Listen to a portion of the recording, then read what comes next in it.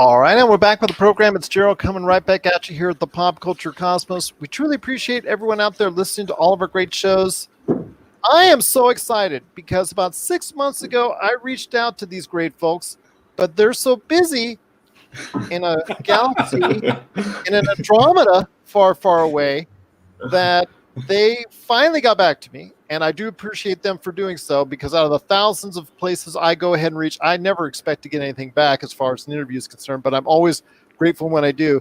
And especially excited because, as everyone knows on this show that's listened to this show, I am an unabashed fan of the Mass Effect universe, and a place that I like to go to, and actually a show that I nominated for the Indie Pods Awards for one of the best independent podcasts of 2020, and it is considered one of the best 50 podcasts of 2020. It's a great show indeed. You got to go ahead and check out MassEffectAdventum.com. That'll lead you right to the Podbean account right there for them. This awesome show, this tabletop RPG adventure. I know I do a couple on the own as far as D&D. I've done Star Wars. I know I got a lot set up as far as the Mass Effect universe. I'd love to delve into it at some point in time, but these are the pros of the Mass Effect universe RPG. It is Emily Rose Jacobsen, Naeem Stewart, and Bert Jennings. And guys, I just truly appreciate you being part of the program today. I want to go ahead first off, and actually, Naeem, since you came on first, I want to ask you first, my friend, your thoughts on basically how did Mass Effect Adventum really start? Because this is a game, I mean, you had to build this from scratch. I mean, there's no set company, no set rules, not like, Wizards of the Coast is pining for this, or, Modifius is actually going ahead and build something around this. This was done, homebrew RPG adventure that was really done and created and accentuated by you and your great crew that's out there. Yeah, so it's a funny story. It kind of just started just me just asking Bert one night, hey, you want to just do an RPG for fun? And I was like, you want to do something in Mass Effect universe? And his eyes just blew up of just the thought of doing it. And then, of course, we had a couple of friends, Emily, Tanea, Evan, and Matt. They were all in on it too because they're Mass Effect fans, of course. So, we just started out just doing it for fun, and we're still doing it for fun, obviously. But it shows the love that all of you have for the Mass Effect universe, because you've been able to keep alive this universe that for a long time, especially after the bad feelings in Mass Effect Andromeda, was kind of I don't want to say on life support, but definitely in need of a lot of help. Yeah, and there's no content at the time. Well, still technically right now, there's no content out for Mass Effect, new Mass Effect content, and we were just like, just make up our own story, and hopefully, if people like it, fine, that's great. If not, then as long as we're having fun, then that's the whole goal of it. So that's how it shaped up. I never expected to blow up like it is, but it has blown up. I mean, because you've become a corner of the RPG universe. Not only thousands and thousands of people support you on social media worldwide, but Emily, I'm telling you, the response that your show gets, the reactions, the fact that you were able to have the voice actor that portrays Shepard in the first episode for this season 2, that's got to be a great honor as well. Oh man, that was amazing. Yeah, I've improvised with Mark before. So, and I had told him about Mass Effect Adventum when I had done a show with him in LA.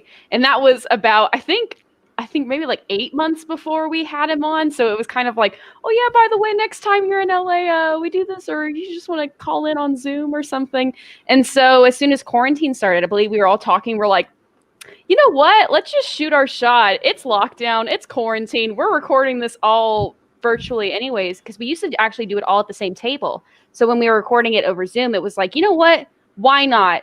Let's send him an email and let's see if we can make this happen. And lo and behold, it did happen. And Mark delivers such an amazing performance in that first kind of, he really kicks off the season, and it's so good. And he was just such a joy to play with. And he has definitely expressed interest to come back. So that was also another amazing opportunity that we can pursue hopefully someday.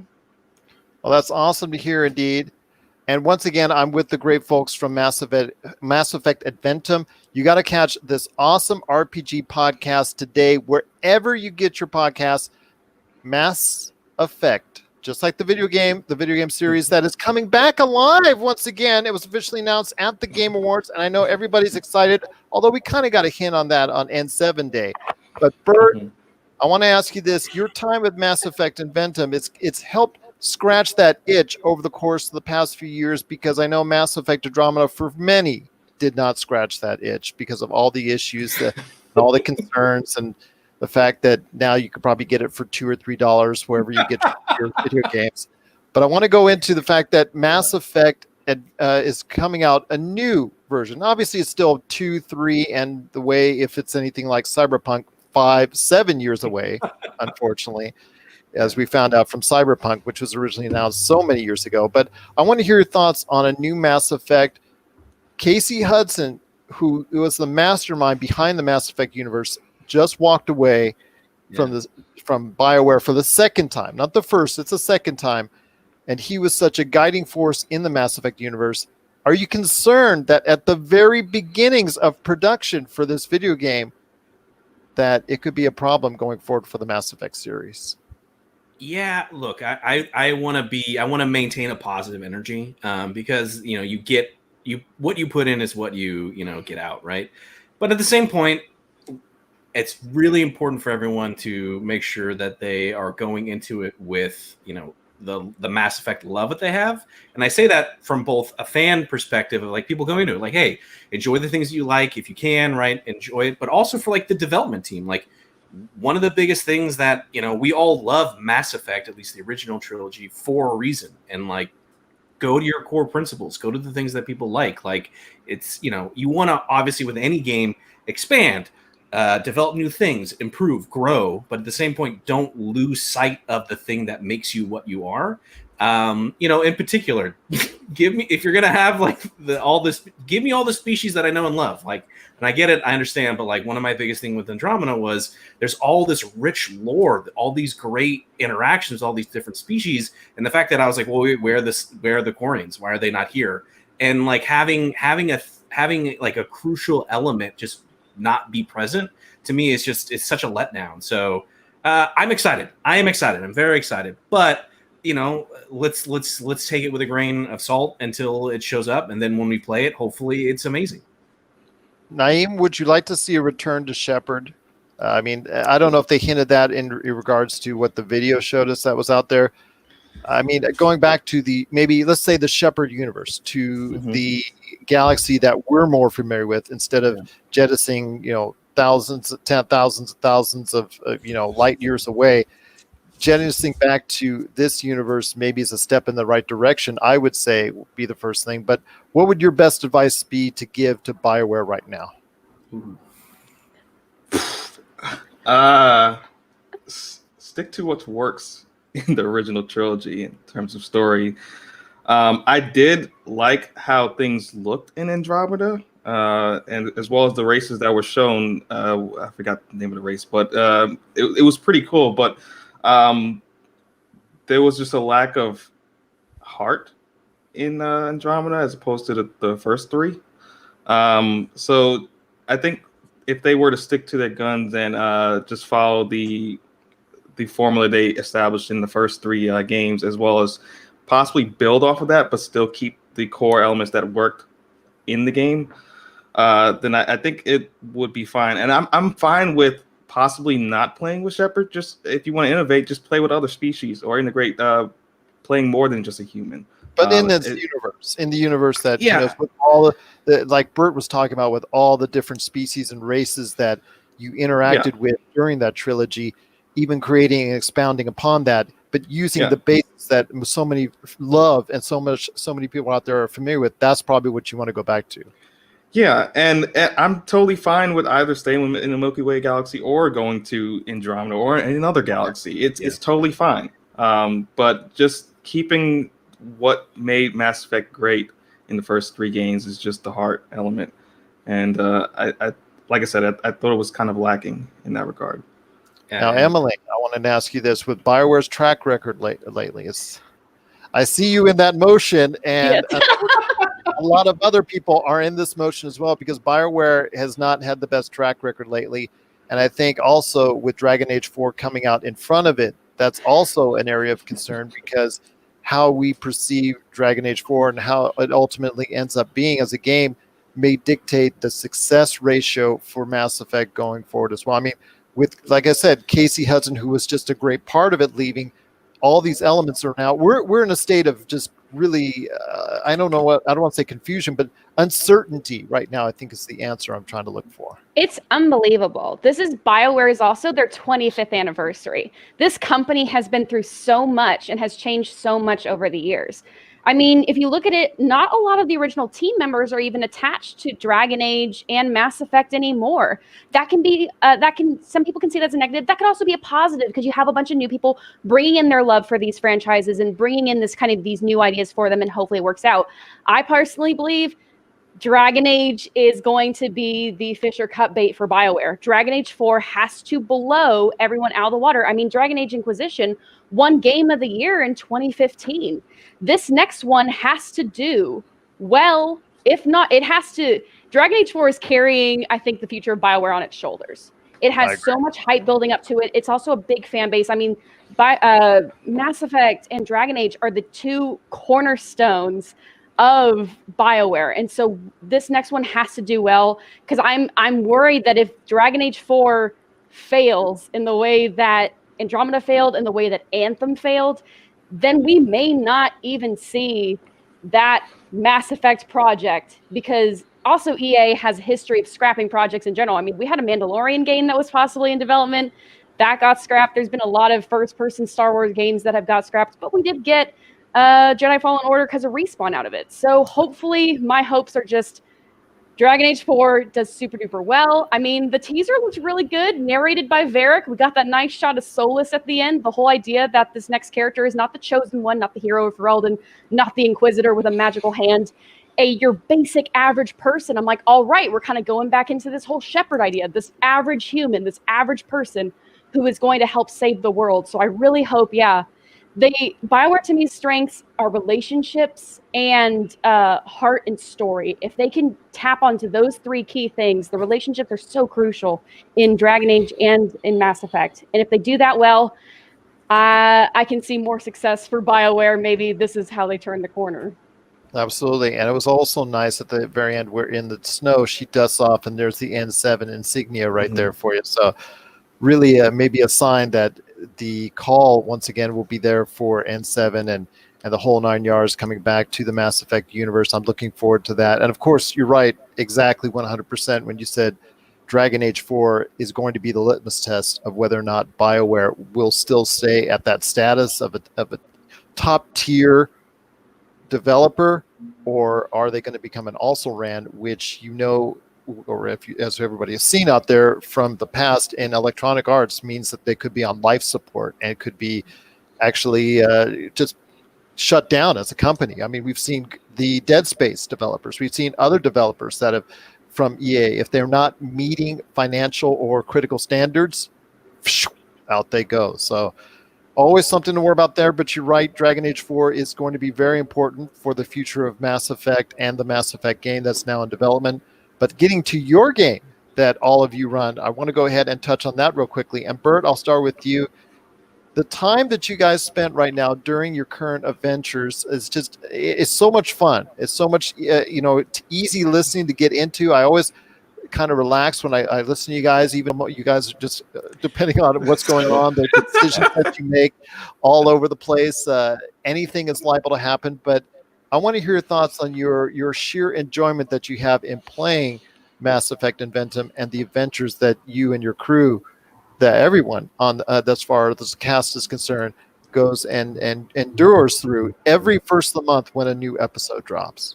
Yeah, no, it's such a blast. I mean, kind of touching on what Naeem was saying about just a lack of content, it was like dusting off kind of like our old Mass Effect lore, like remembering things and being like, oh yeah, this thing and that thing, and like going to these places, and it just feels so fun to be going and playing in the sandbox again. And the beauty of what we're doing as a tabletop RPG session is you're not bound by any sort of game mechanics besides obviously the mechanics that we're doing. So the thing that I love is, as the GM, I'll build out this, okay, here's like this rough scaffolding. They can go here and maybe they can do this, and like here's this thing. And as soon as I like let them loose, the players, that is, so Emily and Naeem and Evan, Tanea, and Matt, it just instantly falls apart, and we're having to like figure it out in the moment.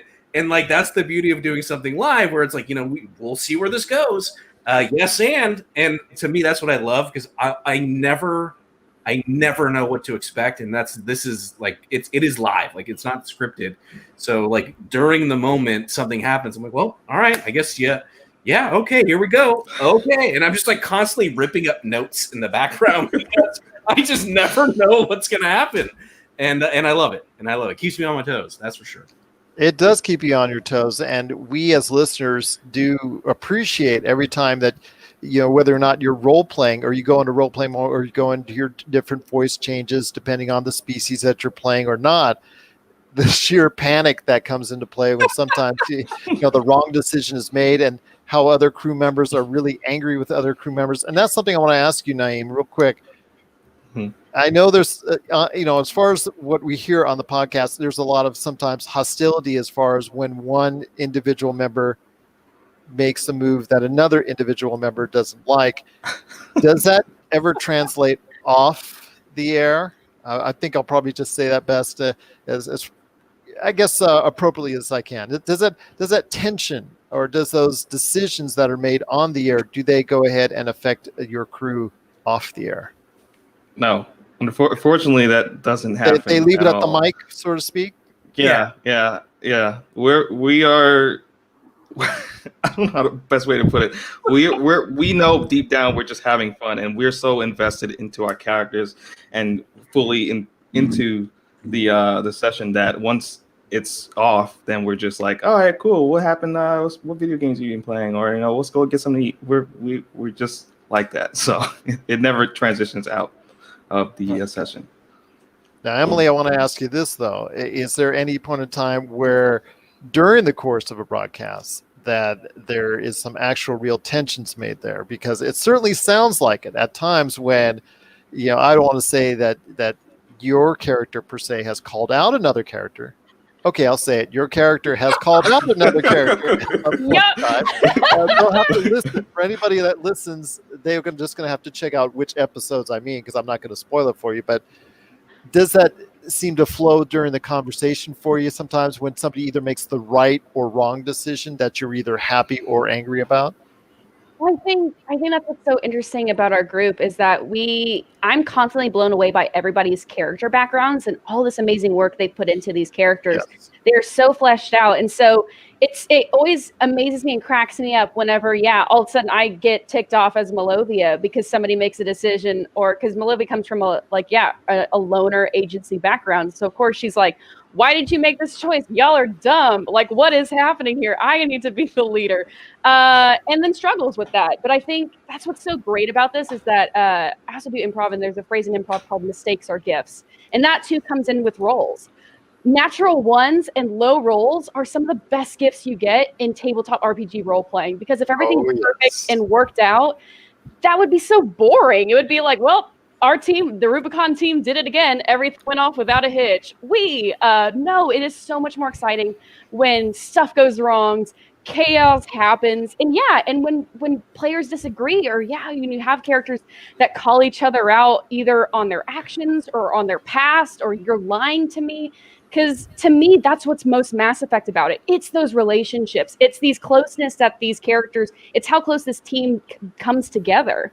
And so it's not just about, we're going to go here and we're going to take down Cerberus. It's also, what is Nickens and Malovia's relationship right now? What does that mean? And how will it change? It's so there's so many layers to this parfait of a podcast. It's very amusing when you go ahead and play a role-playing game like I do on Mondays and Tuesdays that I broadcast out there, and you can see the whole crew that's playing. Everybody gets so excited. I almost feel like I'm Jim McKay and talking about the thrill of victory when back in the old days from ABC Wide World of Sports, saying, okay, I just got a nat 20. and everybody's yes, yes, everybody loves you until you roll that nat 1 and you are the worst thing on the planet. Yes, that comes up right afterwards. Yes, and I've just whether I've played in Star Wars and done that and actually ended up shooting myself in the foot because of it, or literally because I got a nat 1 and that's what I was told to do, and then or in Dungeons and Dragons where I'm going and actually stabbing myself or my teammates of it. Yes, that thrill of victory and that agony of defeat is right there for you. But the work that you put in, all of you, into your characters, into your backgrounds, and into your detail, that shines through in each and every episode, that each and every one of you, plus the character profiles, it's just such a tremendous balancing act that you do. I'll tell you a little story. One of the guys who sets up one of the games for us on Tuesday, he built a Mass Effect universe, and he did it so detailed. He built all these stories. He got so burnt out after doing all that, he doesn't want to play it by himself. He doesn't want to run it anymore. He said, "You don't want to run a DM, but you run a DM on dude. It's Mass Effect universe. It burned me out. It's so tough." And we were remarking about how detail it is, and just then I realized just how much work goes into this homebrew campaign, because there is no basis you go up. There's no book already that's out. There's nothing out there really outside of a couple web pages for you guys to go ahead and build upon this huge Mass Effect universe, other than the video games and your own imagination. So Bert, I want to ask you this: when it comes to building these characters, building these cities, building these premises as far as within the whole construct of the Mass Effect universe, I mean, how far do you go in these sessions? How far do you go in the creation?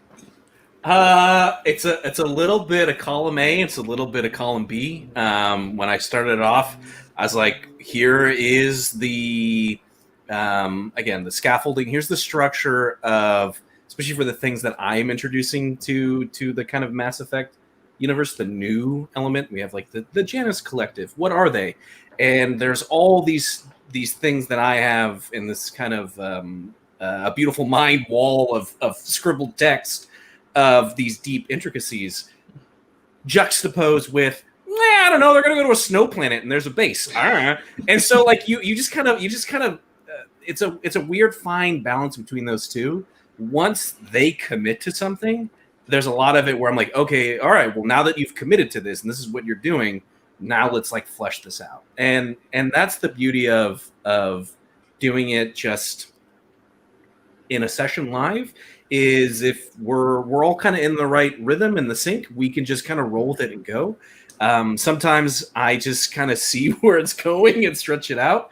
And then by the end of the session, I'm like, I got to figure out what's behind that door. But it's fun. It's cool because to me, it is interesting. This is, I think, the spirit of what we were both Naeem and I were saying with a new Mass Effect. It's like we're just adding something new to what we already love. So like all those other components are there. And as long as those components are there and they feel right, then it's really exciting to dive into new stuff. It's really exciting to build out like, cool, if we were going to do a heist, what would that look like in Mass Effect? And like, that's the cool thing. That's the cool thing to me is we get to take the familiar, take the new, merge them together. And it's a lot of notes sometimes, and then sometimes it's just a blank page and I'm just rolling with it. Yeah, I know that's not quite the answer. Maybe that. I mean, because it's hard to say, because you like, again, it all comes down to your imagination and what you want to go ahead and do. I mean, BioWare has given you the starting point, and where you go is where you go from there. So I will tell you this again. I'm speaking to Naeem Stewart, Bert Jennings, Emily Rose Jacobsen from the awesome show Mass Effect Adventum. You got to follow. You got to be part of the thousands and thousands of followers and listeners that are part of the Mass Effect Adventum universe. Each and every time they drop a new episode or character profile or anything that they do in regards to Mass Effect Adventum, wherever you get your podcast. But before we head on out, I've done the pitch for you guys. But now it's time for you to do the hard sell.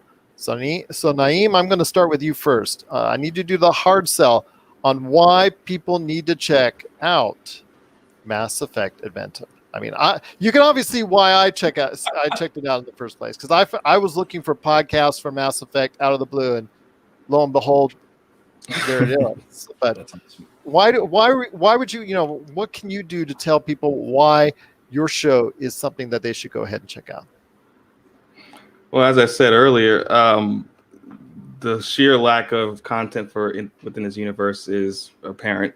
And if you all want to be back in that universe and hear great exceptional storytelling, and just awesome interactions with characters that you can hopefully fall in love with, or just enjoys good story, you should definitely check Mass Effect Adventum out. It's a wild ride, and I guarantee that this ride you will have so much fun listening. Absolutely. It is a wild ride every time I get a chance to check it out. Emily, your turn. I want to go ahead and hear your thoughts on why people need to check out this awesome show. Obviously, everyone on the staff, everyone as part of the crew and cast has a great time in doing it, and it comes across as such, even when you're not trying to kill each other on air. Why, which actually is part of the fun. And some people that love to listen to that kind of stuff. I want to ask you this though: why do people need to check out your awesome show, Mass Effect Adventum?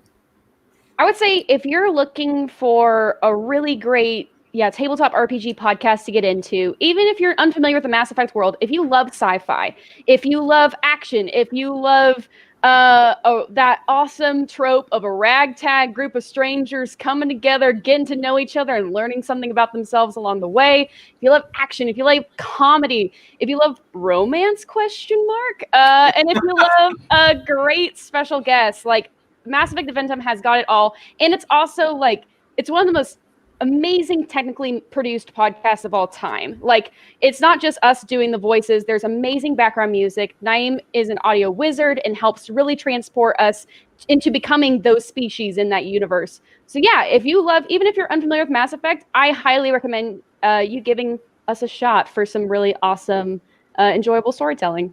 There you go. And last but not least, Bert Jennings, I want you to go ahead and send us on out. Why do people need to check out, again, Mass Effect Adventum?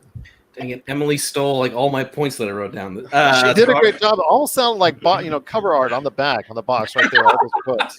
So I'm just gonna double down on this. I'm gonna put the challenge out there. If you literally know nothing about Mass Effect, check this out, because we've had plenty of people who've known nothing about it and have gotten into it and then thus started playing all the games. So if you know nothing, and like Emma said, you just want to just listen to a podcast of people having fun playing a game in this kind of crazy sci-fi universe where literally anything can happen, give it a listen. And I have to also give full props to Naeem for all of the editing that he does, where it makes you, when you're listening to it, we're just playing and having fun, but the extra love and care that Naeem puts into it to make it actually feel like you're back in that space between the different aliens sounding like the species that they do, all of the added little touches, all of the little content that we put out in between episodes. It really makes you feel like you are a part of something bigger once you join it. And I think that's the best thing is it is just, you're an extension. Everyone who listens and interacts with us is just an extension of our group, is how we feel. And so once you join in, just join in on the fun. Absolutely. Join in on the fun indeed. It's something that everybody should give a chance to check out. It is an awesome tabletop RPG podcast.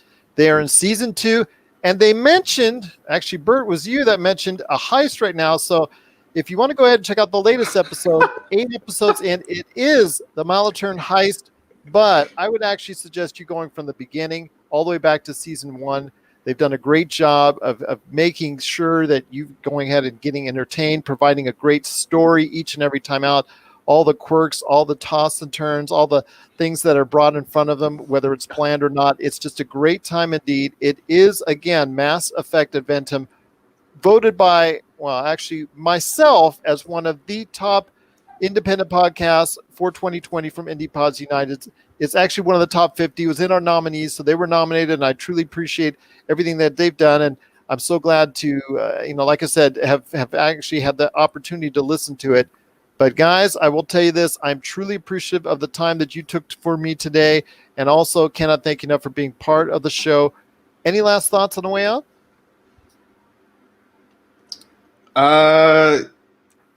I have nothing.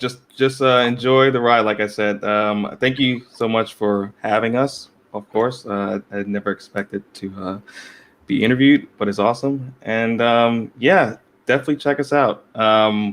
We have a lot more awesome content coming your way. Trust me, it's gonna Well, blow that your sounds mind. good. I'm excited already. You got me excited. I'm very intrigued. I will tell you what, it is Mass Effect Adventum, the mass podcast that's out there, one of the best tabletop RPG podcasts anywhere, in any genre, in any background. Please give it a listen today. Mass Effect Adventum. It is available wherever you get your podcasts. Be part of the thousands of people who already follow and listen to Mass Effect Adventum. Well, tell you what, everyone, I cannot thank you enough for being part of the show today and also being part of the Pop